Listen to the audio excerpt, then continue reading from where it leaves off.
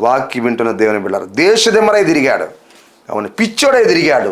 ఆలోచించేయండి. ఒక ముద్ర పడిపోయింది మెడ లోపలరా. కయ్యిని చంపినోడికి 7 అంతల ప్రతిదండన. చూసారా? అయ్యా ఈ బాధ బాలేనో, ఎవరైనా నన్ను చంపేదానికి సెలవు ఇవ్వమంటే దేవుడు దానికి కూడా అంగీకరించలేదు. ఒక ముద్ర పడిపోయింది కయ్యిని మెడలో ఒక ముద్ర. ఏమిటంటే ఎవరైనా సరే ఈ కయ్యిని కానీ చంపితే అతడికి 7 అంతల ప్రతిదండన. ఎవరు చంపుతారిక? ఎవరు చంపేదానిక? అలాగనే దేశదిమ్మరై తిరిగాడు, పిచ్చోడై తిరిగాడు. కారణం అసూయ. ఎక్కడ తీసుకెళ్ళింది? మరి పిచ్చోడిగా మార్చేసింది.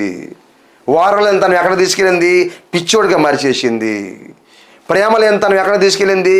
పిచ్చోడిగా మార్చేసింది. శాపంలోకి తీసుకెళ్ళింది. తమ్ముని చంపాడు, ఎక్కడ తీసుకెళ్ళింది? శాపంలోకి తీసుకెళ్ళిపోయింది. భూమి సారాన్ని ఇవ్వలేదు. గమనించండి. దిగులుతో బ్రతుకుతున్నాడు, ఇప్పుడు పిచ్చోడై తిరుగుతున్నాడు కయ్యను. ఈ వాక్యాన్ని దేవుని బిడ్డారు. కొంతమంది కూడా వాళ్ళ జీవితాల్లో ఊరూరు తిరుగుతూ ఉంటారు. ఇక్కడ ఆదాయం లేదని ఇంకొక దగ్గరికి, అక్కడ ఆదాయం లేదని ఇంకొక దగ్గరికి, అక్కడ ఆదాయం లేదని ఇంకొక దగ్గరికి. చూసారా? ఊరూరు తిరుగుతూ ఉంటారు కొంతమంది.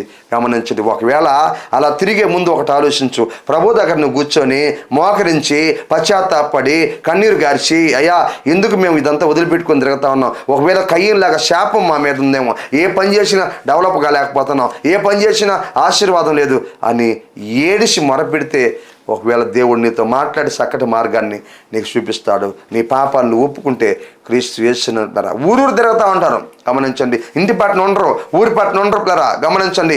ఊరూరు తిరుగుతూ ఉంటారు అనమాట. అక్కడ మరి ఆ పనుల మీద తిరుగుతూ ఉంటారు. ఎక్కడ పోయి ఏ వ్యాపారం చేసినా, ఏ పని చేసినా ఫలితం ఉండదు, ప్రయోజనం ఉండదు. కారణం తెలుసా? శాపం.